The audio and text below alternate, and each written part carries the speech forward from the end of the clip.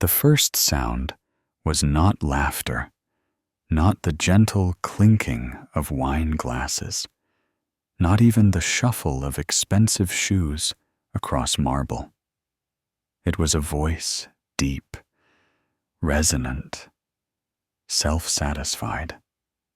A man's voice that seemed to throb against the glass walls of the restaurant, as if demanding the entire skyline bend its ear.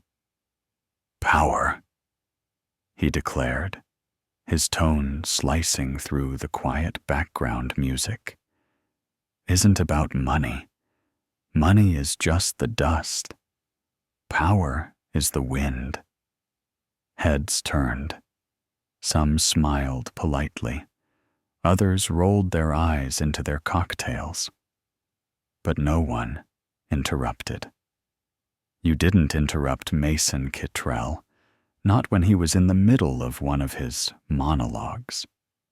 He leaned back in the high-backed leather chair at the head of the private dining room, his cufflinks catching the amber light. The reflection of the city stretched behind him like a private kingdom, New York glittering at his command. He had been telling the same story for years, in different words, to different audiences. Tonight's audience was a table of investors, aides, and two unlucky city officials who had made the mistake of accepting his invitation. "Do you know what separates me from the rest of the cattle?" Mason asked, swirling the liquid in his glass. "Keys. I have keys. To doors you can't even imagine exist. To vaults that guard futures, not just fortunes." He smiled with the sharpness of a blade. "When I say yes, industries move. When I say no, men disappear into irrelevance." The men at the table gave cautious chuckles, though none could tell if he was joking. The waitress balanced the tray with steady hands, though her jaw tightened as she poured the wine. She was young, maybe late 20s, dark hair tied back into a neat bun. Her crisp white shirt tucked into the black vest of the restaurant uniform. There was no name tag, only a pen clipped to her order pad. She had been silent all evening, gliding in and out like a shadow. But her eyes, those eyes carried the stillness of someone who was not just listening, but recording. "Another bottle," Mason commanded, tapping the crystal with a manicured finger. He didn't look at her when he spoke. He never did. To him, waitstaff were part of the furniture, silent, faceless, irrelevant. "Yes, sir," she answered softly. Her voice carried no tremor, but she caught the flicker of disdain on his lips. It was the same flicker he gave everyone he considered beneath him. And yet, there was something strange in her calm, a trace of patience so deliberate it almost felt like defiance. Mason resumed, his words now dripping with bravado. "This city hell, this country runs on men like me. Do you think politicians hold the keys? Please, they come to me, they beg." He clinked his glass again. "And I decide if their futures live or die." The officials laughed uneasily. The investors leaned forward, both horrified and enthralled. The waitress disappeared into the kitchen, but not before her gaze lingered on him. It was brief, a half-second too long. Enough to suggest she was not just a vessel delivering drinks. Enough to suggest she knew something. The night unfolded like ritual theater. Mason bragged, the others nodded. The food was plated like jewelry, and the wine flowed like fuel to his ego. Yet each time the waitress returned, she noticed something small. A folded napkin left untouched near his elbow. A silver keychain he toyed with while speaking. A phone that vibrated once, twice, then silenced without him checking it. Each detail was filed away in her mind with surgical precision. At one point, Mason dropped his voice low, speaking only to the officials. "You remember the zoning permits for the Hudson expansion?" he said, his tone almost conspiratorial. "Those were locked, sealed. Everyone thought it was impossible." He smirked. "Yet here I am, building the crown jewel on top of the city, because I had the keys. Always the keys." The word hung in the air like a threat. The waitress set down a dish in front of one of the investors, and for the first time, Mason noticed her. Not because of her presence, but because she hesitated, just slightly, before stepping back. "Something funny, sweetheart?" Mason asked, his smirk widening. Her face was composed, polite. "Not at all, sir." But when she turned away, there was the faintest trace of irony in her eyes, a silent knowledge that undercut his empire of words. By midnight, the dining room emptied. Mason remained, basking in the afterglow of his own performance, his glass half full. The waitress cleared plates quietly. "You know," he said suddenly, addressing her as though she were a confidant, "you're lucky. You get to be in this room. Most people will never hear men like me talk, never see how power is shaped." He leaned back. "Take notes if you're smart. It might be the closest you ever get to it." She placed the final plate on the tray and straightened. For a heartbeat, she looked directly at him. Her eyes did not bow. And in that quiet defiance, Mason felt something unfamiliar. A chill. The next morning, Mason's office was chaos.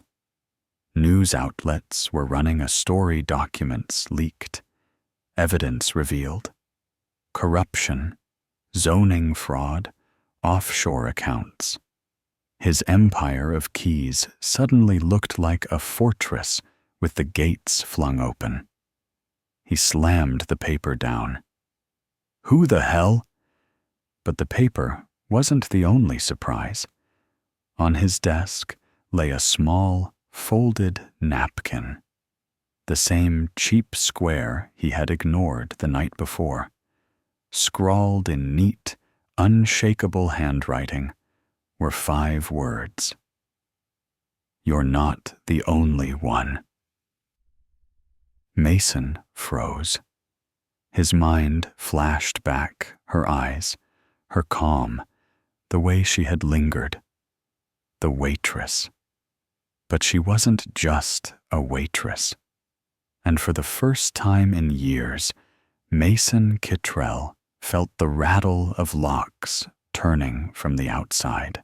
The air in Mason Kittrell's office was heavy, like oxygen itself had turned thick. The paper lay sprawled across his glass desk, its headlines screaming betrayal. Every line of print felt like a knife tip pressing into his carefully cultivated armor. Asterisk, asterisk, Hudson, permit scandal, Millionaire Mason, Kittrell, under fire for fraud, offshore accounts, asterisk, asterisk. The words burned, not because they were untrue, but because they were asterisk, known asterisk. Things that were supposed to stay buried, locked behind contracts and non-disclosure clauses, suddenly stood naked on newsprint. And then there was the napkin. The napkin he remembered only vaguely, that cheap, folded square that had sat ignored beside his elbow while he lectured about power. Now it mocked him. "You're not the only one." He stared at the message until the letters blurred. His temples throbbed with fury. Someone had gotten inside his circle, someone with precision and patience, someone who'd been close enough to leave this here without raising suspicion. The waitress. He slammed his fist down on the desk, rattling the crystal pen holder. Evelyn, his assistant, jolted from the outer office. "Mason?" she asked, stepping inside cautiously. He shoved the paper toward her. "Find out who leaked this." She skimmed the article, her face tightening. The Tribune doesn't print without multiple sources. Someone had documentation. That's impossible. My files are sealed, locked, triple encrypted. He jabbed at the napkin with a trembling finger.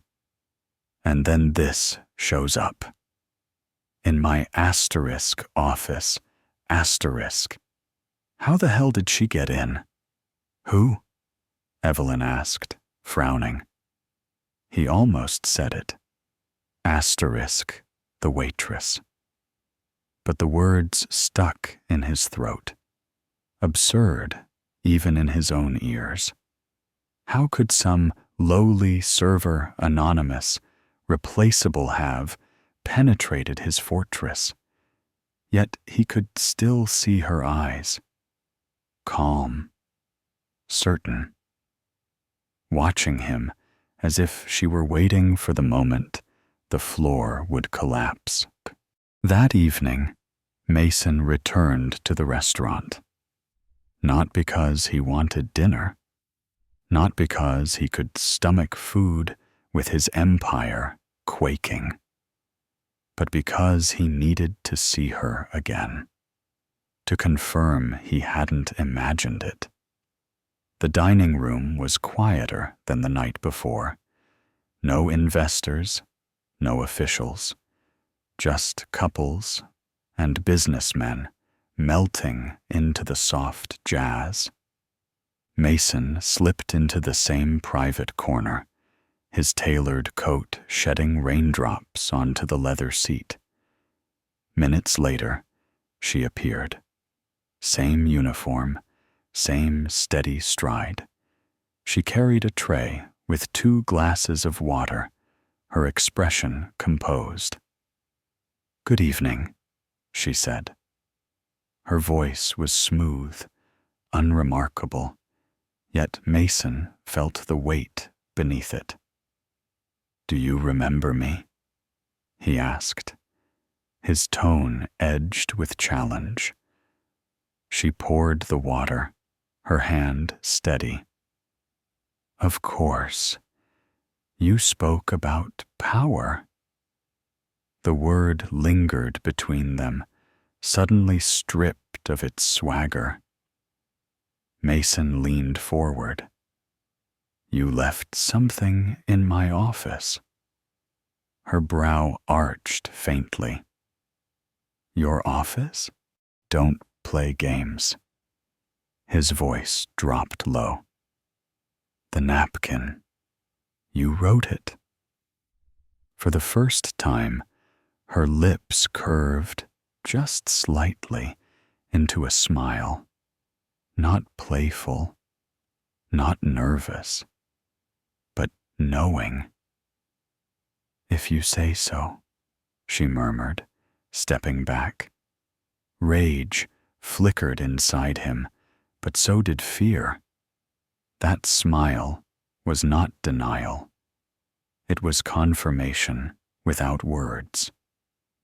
Who are you? He demanded. The waitress glanced toward the kitchen. Would you like to order, sir? And then she was gone, leaving him with nothing but his own reflection in the water glass. The following days unraveled like a thread pulled from an expensive suit. Subpoenas arrived. Investigators demanded records.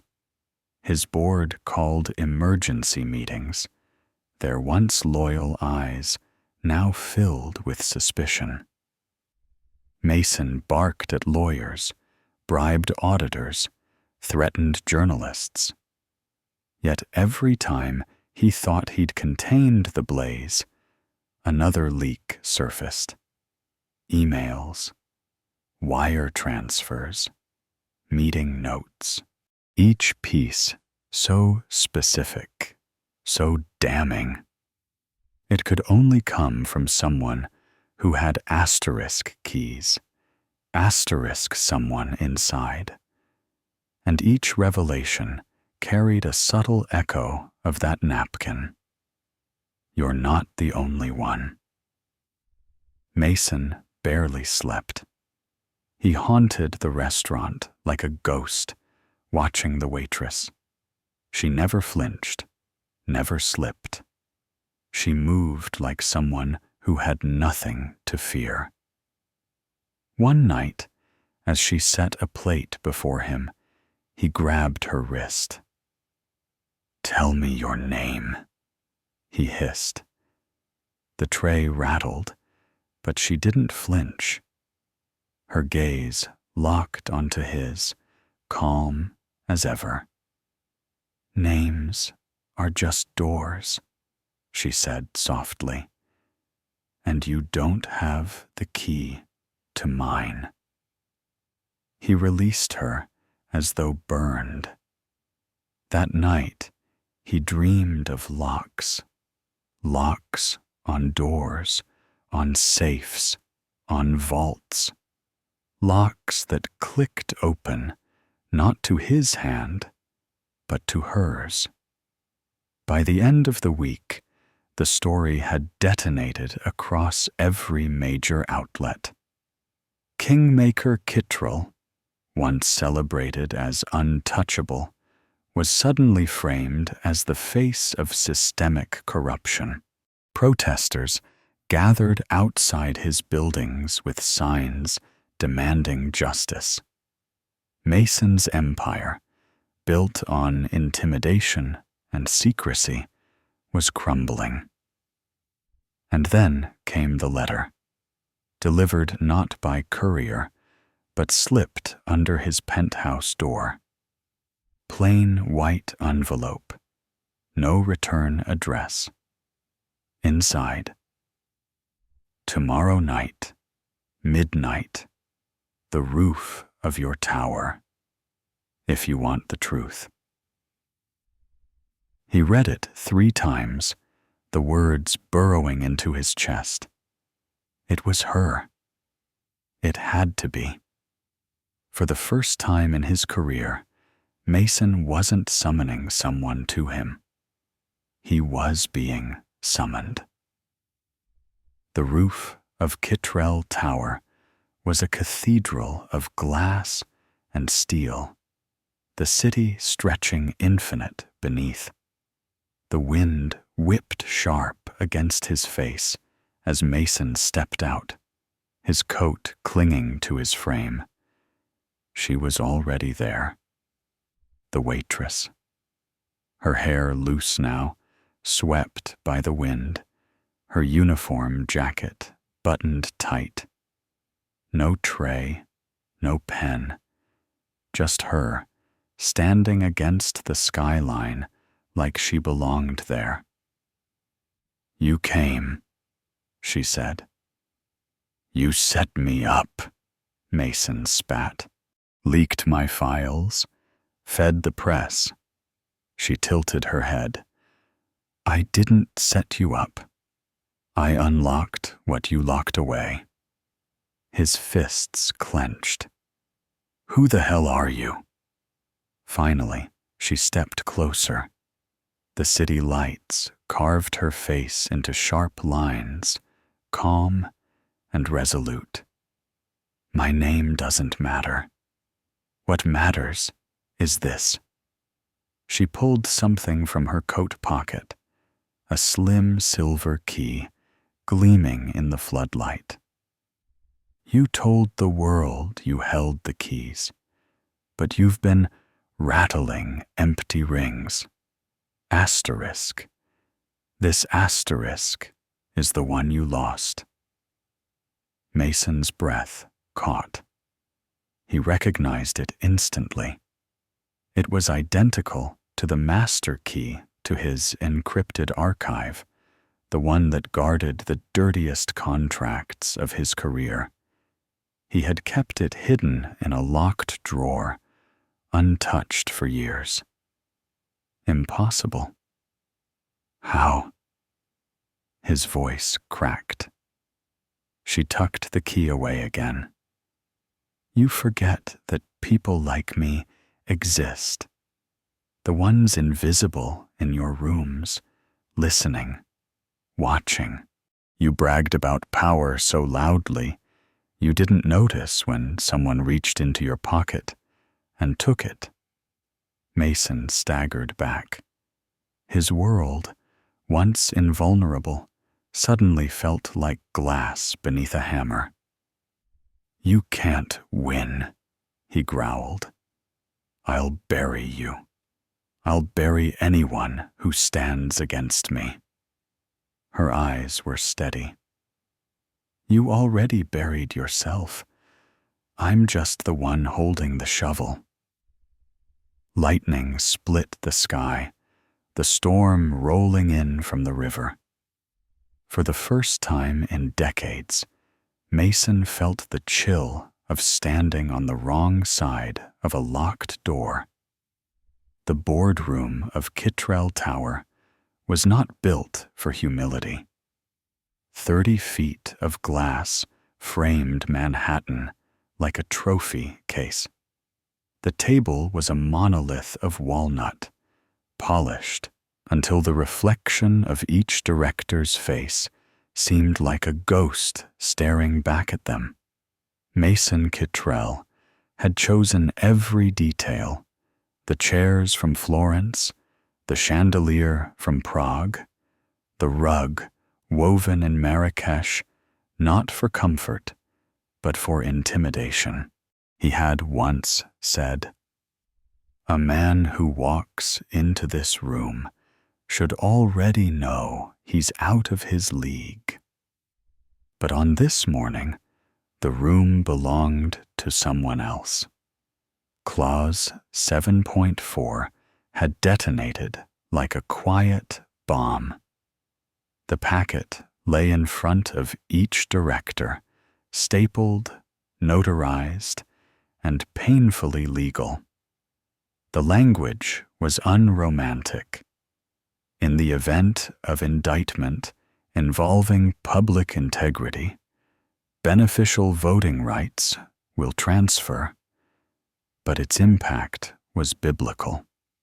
The hands that had always trembled to sign his orders now trembled to distance themselves from him. Mason sat at the head of the table, jaw locked, eyes rimmed red. He looked less like a kingmaker and more like a man whose throne was nailed to the ground while the floor was being pulled away. Across from him, in a gray suit and flat shoes, Ruth from the Keys Trust spoke with the patience of a school teacher, explaining math to children. Until such time as the indictment is resolved, the trust will exercise voting rights on all Kittrell Tower matters, she said, calm and clear. The law requires it. This is not discretionary. One of the directors, old money, skin pale as parchment, shifted in his chair. Mason, it's temporary, surely. Mason's glare could have cracked marble. Temporary? You think some paper filed by a nobody changes *me*? They need me. Without me, this tower, this company, this *city*, they collapse. No, Ruth corrected softly. They adjust. The city always adjusts. The directors avoided his eyes. Loyalty, Mason realized, was as fragile as glass. Once a crack formed, it spread silently until the pane shattered. And then the door opened. She entered with no announcement, no entourage. A waitress's stride, calm and efficient. But the uniform was gone. Lena Hart wore black slacks, a white blouse, and a coat the color of midnight rain. Around her neck hung no name tag, no pen, no tray, only a lanyard, holding credentials embossed with the seal of the Attorney General's office. The room shifted, a ripple of whispers. Mason's blood went ice. You, he breathed. Lena's eyes found his and held them. Me. She placed a thin folder on the table. Pursuant to the investigation of the Hudson expansion and related zoning fraud, a grand jury has returned an indictment. Mason Kittrell is charged with conspiracy, bribery of public officials, and wire fraud. The words were not shouted. They didn't need to be. They landed with the thud of a gavel in the heart. Mini reveal #4. The indictment had already been filed before Mason even sat down.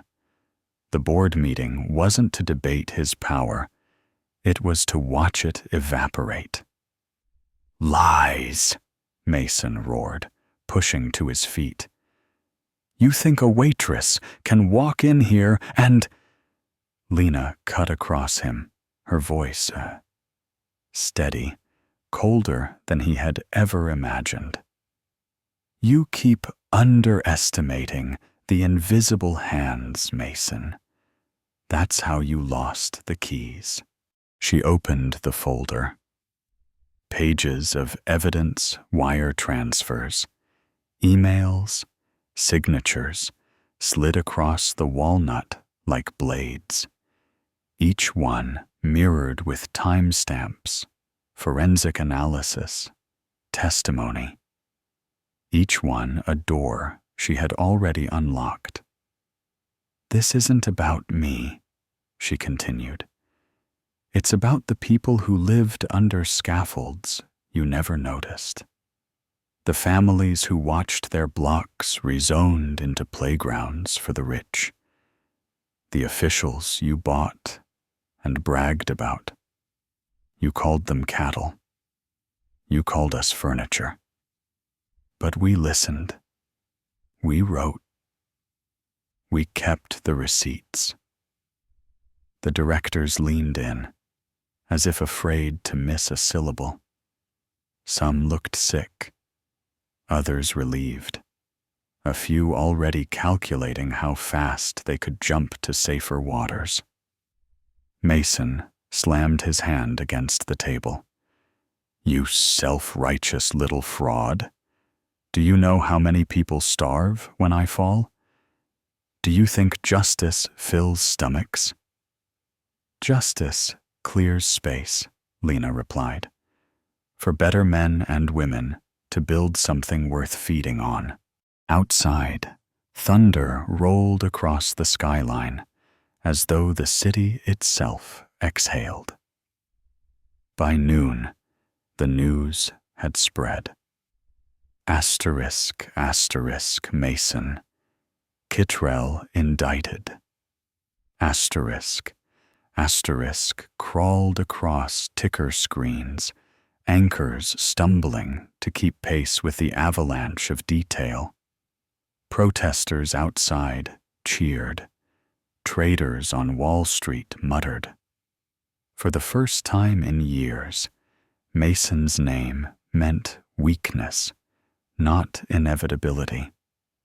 He retreated to his penthouse, glass walls now feeling like prison bars. Evelyn was gone. The board had left without shaking his hand. His phone buzzed with numbers he didn't recognize. Reporters, investigators, vultures. And then another buzz. A text from an unknown number. "It's not over. Rooftop. Midnight." His pulse hammered. She was calling him again. Not the law. Not the press her. The rooftop had become their strange battleground, high above the city, where words carried sharper than weapons. Mason arrived late, storm dripping off his coat. He found her already there, umbrella tilted against the rain, a slim folder under her arm. "You're enjoying this," he accused, his voice ragged. "No," Lena said quietly. "I don't enjoy breaking a man. I enjoy watching systems bend toward the light, however slowly." She handed him the folder. Inside were copies of letters, signed confessions from officials who had once eaten at his table, sworn affidavits from consultants who had laundered his money. Each page was a lock turned open. "Why me?" Mason demanded, eyes wild. "Why target asterisk me asterisk? There are 100 men like me in this city, worse than me." "Because you bragged," Lena said. Her gaze pierced him. "Because you shouted about keys while the world was listening. You drew attention to the very thing you should have hidden. And because I was in the room." Mini reveal #5.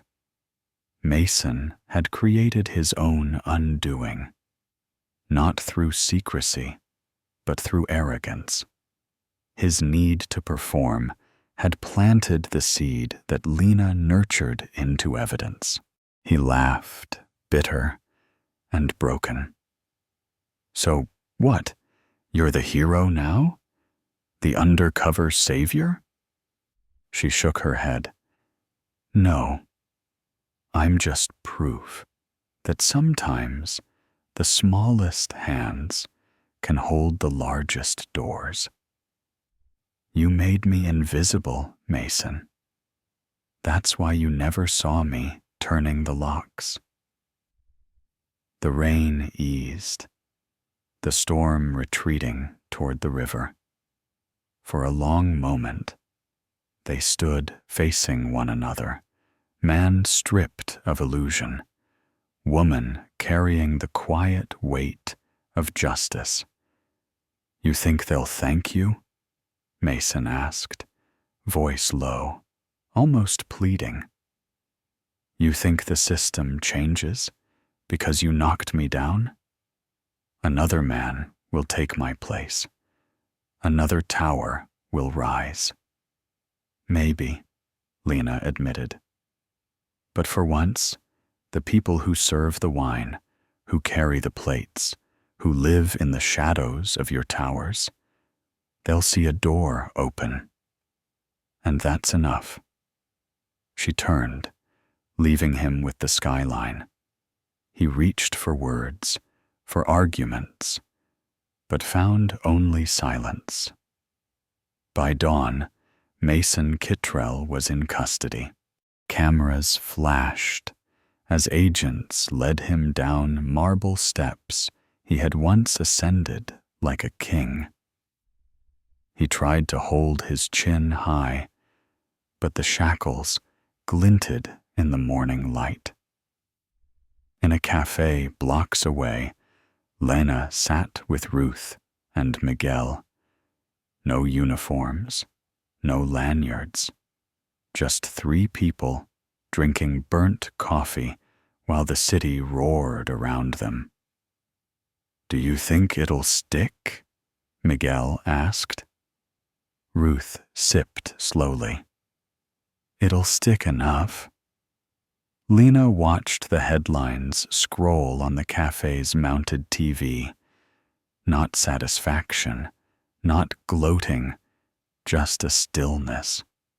She touched the subway token in her pocket, thumb running over the worn brass. Old access, new access. Faith restored, one lock at a time. The courthouse did not look like justice. It smelled like floor wax and damp coats, and the fluorescent lights gave everyone the same tired complexion. But the air carried a pressure that wasn't there the week before, the feeling of something finally moving. Mason. Kittrell entered, flanked by attorneys in dark suits that tried to absorb blame like black holes. Shackles kissed the tile once, a clean metallic syllable, before a deputy removed them at council table. Cameras had been barred, but microphones waited outside like birds trained to mimic human misery. On the second row, Evelyn sat with her hands folded in her lap, her hair pulled back the way she wore it when precision mattered. She didn't look at Mason. She looked at the judge. In the last 7 days, she had relearned where to put her eyes. 3 rows behind, Lena Hart sat between Ruth and Miguel. A legal pad balanced on her knee, the subway token pressed into the circle of her palm. The token's worn brass held a warmth the room did not. Old access, new access, doors for everyone, doors for a few. People of the state of New York versus Mason Ellery Kittrell, the clerk intoned. The judge Martinez again, steady as a stone pier, looked over her reading glasses. Arraignment on indictment 451-25. Counsel ready. Ready for the people, the ADA said, rising. Ready for the defense, Mason's lawyer echoed. Counts were read as if the words themselves were evidence. Conspiracy in the 5th degree, bribery of a public servant, grand larceny by embezzlement, wire fraud, falsifying business records, dates, sums, DocuSign envelope IDs, bank routing numbers, numbers as specific as house keys. When the ADA finished, the room was quieter than when she began, the kind of quiet that knows what it's heard cannot be unheard. How does the defendant plead? Judge Martinez asked. Not guilty, said the attorney, and the words landed like a ritual performed for the sake of form rather than belief. Bail conditions fell into place like tumblers, passport surrendered, travel restricted to the southern and eastern districts, monitoring, no contact with named witnesses. Clause 7.4 at the tower continued to hum beneath it all, a legal engine that didn't need his consent to keep running. Mini reveal #6 arrived without fanfare. In a side conference, the ADA handed defense counsel a discovery list. **KH3 Wind Drive contained not only wire ledgers, but audio memos, Mason dictating personal reflections to a secure notes app. In one, time-stamped 3 nights after the midnight approvals, his voice was unmistakable. Keys are performance. The vault is the story. You make people believe you've already opened the door, and they'll lean on it for you.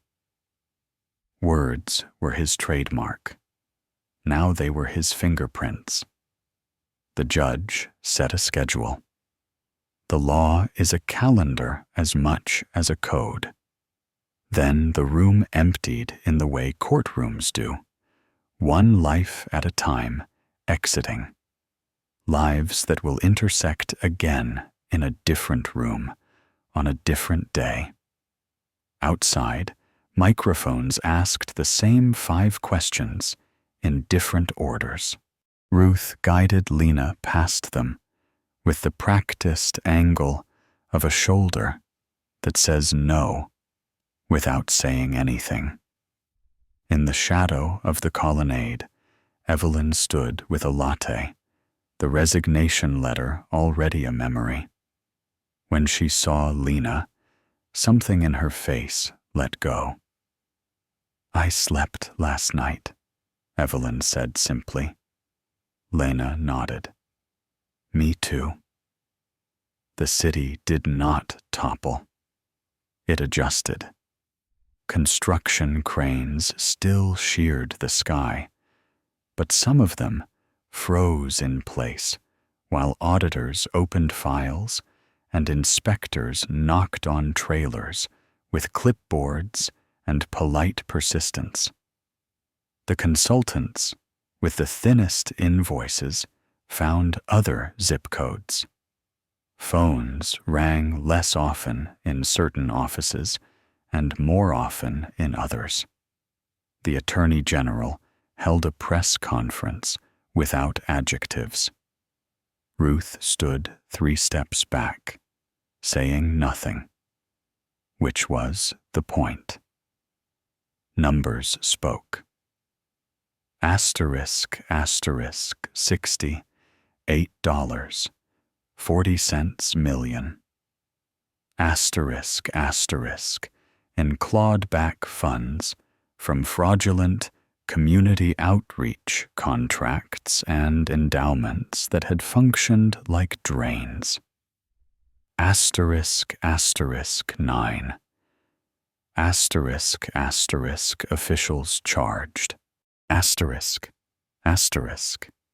3 asterisk, asterisk. Consultants cooperating. Asterisk, asterisk. 1 asterisk, asterisk, vice president, banker, who slept because a SAR he filed made a difference. Mini reveal hash. 7 lived in the footnotes of the announcement. The Keys Trust donors were not billionaires swooping in on a crusade. They were a union of municipal clerks, 2 church endowments, tired of dedicating food pantries to donors whose names smelled like smoke, a restaurant workers' solidarity fund, and a coalition of neighborhood credit unions that understood what red lines look like from the inside. The ally with power was not a single patron saint. It was a ledger of small, stubborn contributions. The board of Kittrell Tower convened again, this time in a smaller conference room, because the larger one felt indecent. Ruth chaired as trustee. Insurance counsel spoke to coverage. Lenders spoke to covenants. The word asterisk, asterisk, forbearance, asterisk, asterisk was used with the kind of reverence normally reserved for religion. A vote removed Mason as CEO asterisk, pending outcome asterisk, then appointed an interim team with a mandate that sounded like a corrective. Transparent procurement, independent ethics council, a community benefits agreement with deadlines that would be read out loud at quarterly meetings. Lena said little. She sat near the window, where the city was both close and far. And she watched directors sign their names with a care that had been missing from their hands for years. In a school gymnasium 2 miles from the river, folding chairs made an audience out of a neighborhood for a public meeting on the Hudson Project. The microphone squealed once, as if remembering a bad habit, then settled. On the stage, an engineer explained grade, a planner explained setbacks, and a woman in a peach cardigan asked whether the shadow of Parcel C would fall on her mother's sun porch. Mini reveal #8 unfolded in a single slide, where community outreach had once been a euphemism. It was now a line item with nouns. A health clinic at 125 West 19th with asterisk, asterisk 6, asterisk, asterisk exam rooms. A child care voucher program with asterisk, asterisk 140, asterisk, asterisk monthly slots.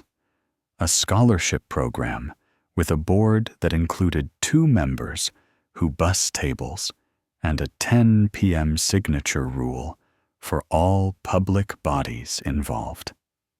No midnight approvals, no proxies by pajama.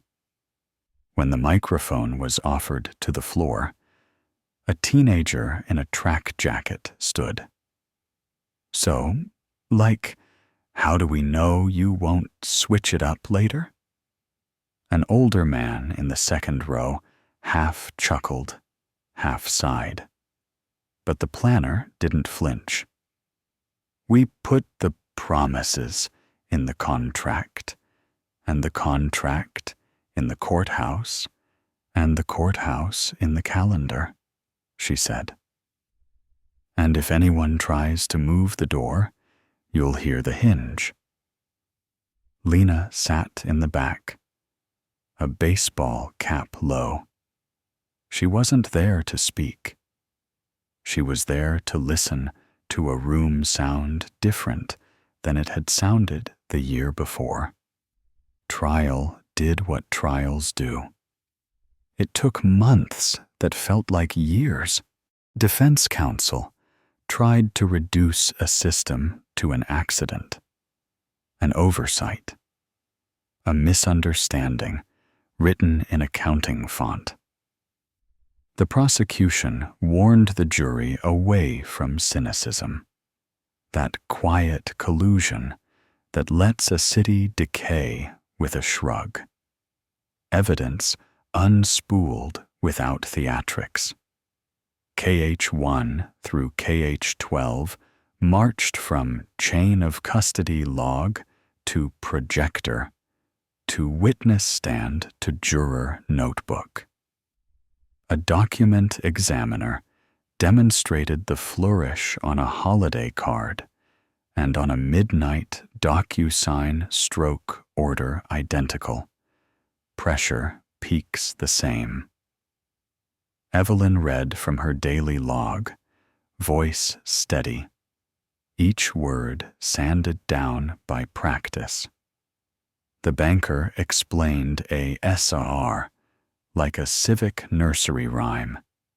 The clerk from the sleep clinic testified with humility that Felix Hale was in room 12 at 003, and the number carried the slam of a gavel.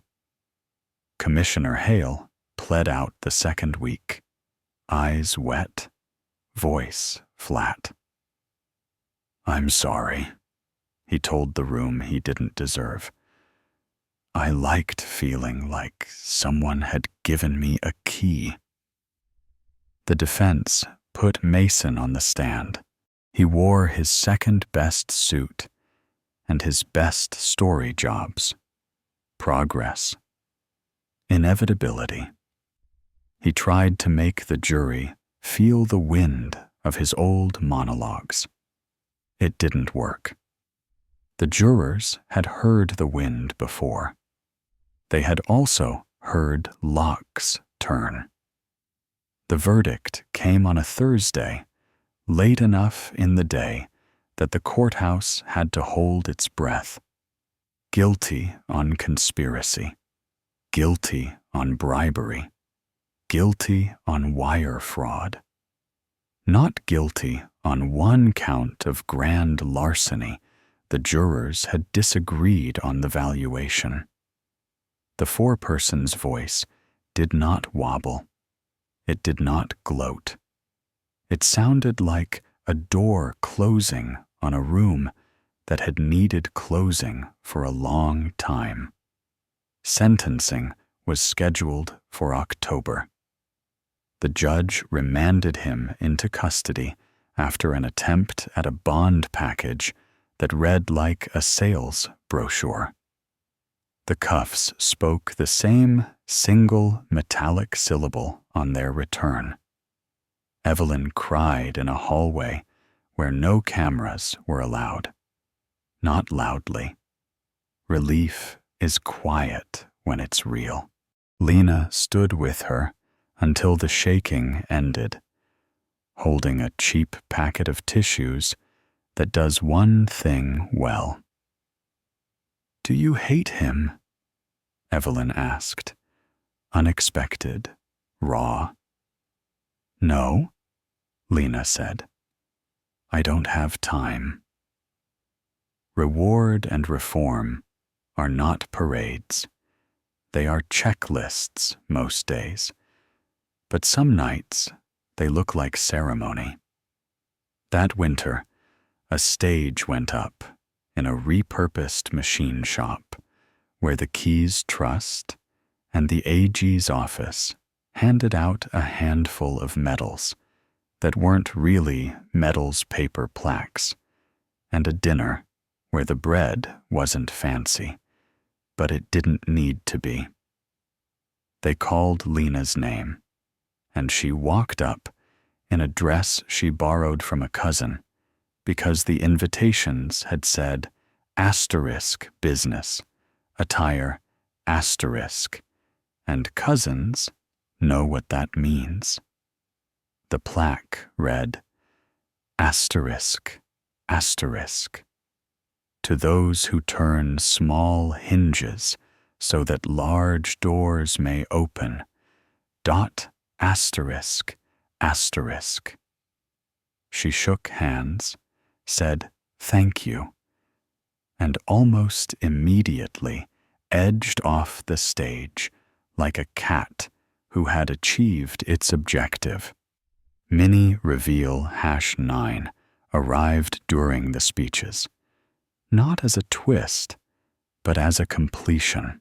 The Keys Trust announced the purchase of a shuttered storefront on 10th Avenue with a roll-up gate painted the color of new beginnings. It would be a clinic during the day, but 2 nights a week it would become asterisk, asterisk, the Keys Room. Asterisk, asterisk, a free legal and civic shop where anyone could bring a letter they didn't understand, a lease that smelled like trouble, a contract that asked for a signature at 11:59 p.m. The first set of volunteers had already signed up. A retired permitting clerk, a grad student who loved spreadsheets, a line cook, a paralegal who used to bus tables at Aurelia. They would staff a desk with tea and patience. They would not be impressed easily. On the way out, Miguel nudged Lena. They're going to want you to run that room. Ruth already asked, Lena said, a smile like a secret. I said yes, but I'm keeping 1 shift a week at Aurelia. You're serious. It teaches me where the elbows go. And it reminds me what people say when they forget the room is listening.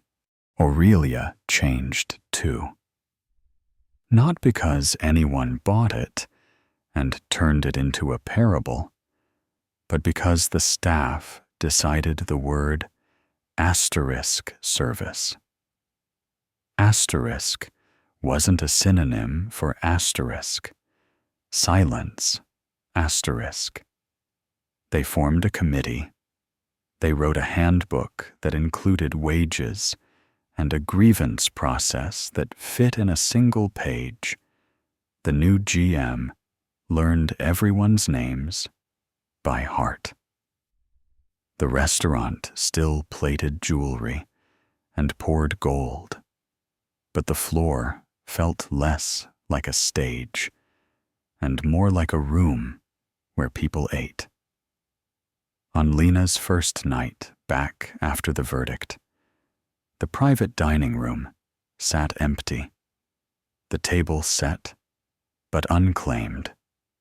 She ran a fingertip along the lip of a water glass and listened for the note. The glass sang the same high, clean tone it always had. The difference was in the echo. Sound carries differently in rooms where people are not afraid. Near the end of the shift, a teenager in a track jacket, likely the same kid from the gymnasium, but older by the look of his shoulders, bust plates with focused clatter. He tried to hide that he was watching her. He failed. You were the one, he said finally. From the news. From the meeting. I was one of them, Lena said. You coming back tomorrow? He nodded. I want to learn the wine list. She handed him a folded napkin, a cheap square, nothing like the linen on the tables. On it, in neat, unshakable handwriting, she wrote 4 words. Asterisk, asterisk, ask to see contracts, dot, asterisk, asterisk. He laughed, surprised, a sound as clear as the glass. For real? For real, she said. And if somebody makes you sign at midnight, call the keys room. He tucked the napkin into his pocket with the reverence of someone who understood talismans. You holding the keys, or whatever? Tonight? She tapped the subway token in her apron. I'm holding a token. Some doors still take those. On sentencing day, Mason Kittrell stood in a courtroom that had learned his measurements and found him smaller than its geometry. The judge spoke about deterrence and harm, and the difference between leadership and appetite. 15 years. Forfeiture. Restitution. A recommendation for placement near a facility with programming for white-collar offenders, which is its own kind of American sentence. The victim statements were not a chorus of pain. They were a ledger. A mother whose commute had doubled when a bus line was temporarily rerouted to accommodate a staging area. A daycare provider who closed for 3 months under scaffolds that never produced a building. A clerk whose supervisor laughed at his question about a midnight signature and called him clock watcher as an insult. Mason did not speak. Perhaps he had run out of wind. Perhaps he had simply learned that keys sometimes lock from the other side. He glanced once over his shoulder. Not at Lena. At Evelyn. She met his eyes with something like pity, which is a cousin of forgiveness you don't have to invite inside. Then the deputy touched his elbow, and he left the room like anyone else. Spring took its time. Then one afternoon, the sky shook off its gray and revealed a blue almost silly in its enthusiasm. The keys room's roll-up gate lifted on new hinges that made a crisp sound the first 3 times, and then settled into usefulness. On the walls hung 2 frames.